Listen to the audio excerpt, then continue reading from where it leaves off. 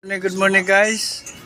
Nagtitimpla po ang aming maestro ng pinto ng pintura. And guys, kung paano gawin ng isang ganyang kulay beads.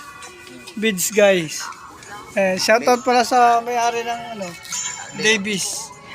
Ayan po, Mega Krill. Boysin Mega Krill. Davis. Ayan guys. Yan po ang veterano ng pintor. Ito ang second veteran.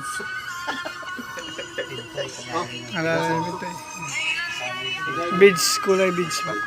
Ayan. Shout out sa Davis. Mega Krill.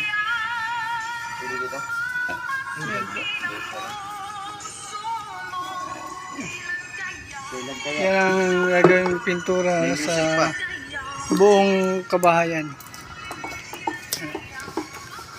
Ayan guys, tinitimpla na po. Yan ang pinipintura ng mano-mano. O yan o. Nilalagyan ng sampurado. Ayan, ito ang kulay. Yan. Yan ang kulay. Ano ang pangalan niya, boss? Ayun. Elastomeric waterproofing. Ayan.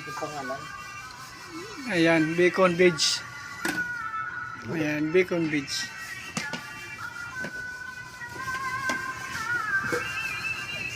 Tapos, iba-iba pala yung pagpipinta, yan. Paghahalo, ayan, no? Adore. Paano naman yan? Waterproofing? Kulay ang tingnan mo lagi. Lagi kulay. May pangalan pala. Base ka lagi sa puti. Ayan, guys. Base sa puti.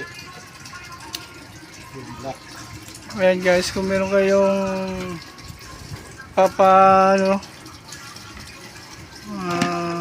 papapintura yan, ilalagay ko na lang yung guys, comment lang kayo guys at bibigay ko yung number.